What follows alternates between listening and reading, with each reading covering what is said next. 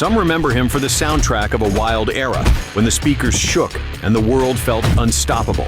His beats rattled car doors, echoed through gyms, and carried the pulse of 2000s America. But the ones who really knew understood something deeper. His energy was limitless, his talent impossible to box in. Not everyone recalls it today, but he was far more than just a man with a mic. His name was carved into boxing history. The boxing world was buzzing with anticipation. Two undefeated champions, each at the peak of their powers, were on a collision course.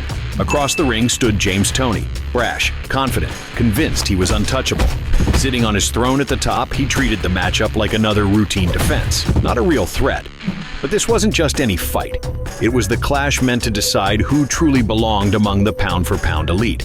For Toney, this marked his fourth defense of the IBF super middleweight crown, and he carried an unblemished record of 44 wins, no losses. The bell rang and tension filled the arena, yet everything seemed stacked in Toney's favor. Experience, reputation, the cheers of supporters, the psychological edge. He didn't see a fight, only a rubber stamp on his greatness, a formality he could breeze through without breaking a sweat. But Jones stepped into the ring radiating absolute confidence and icy focus. The feints that normally rattled opponents barely fazed him. They were simply playthings for his own amusement.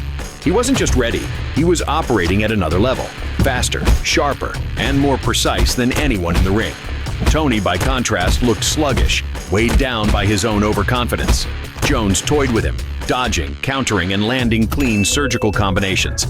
Toney's only brief moment of control came when he faked a stagger, and as Jones moved in to capitalize. By the 12th round, the undefeated champion was barely upright, his body battered, his lungs screaming for air, and his earlier arrogance replaced by sheer survival.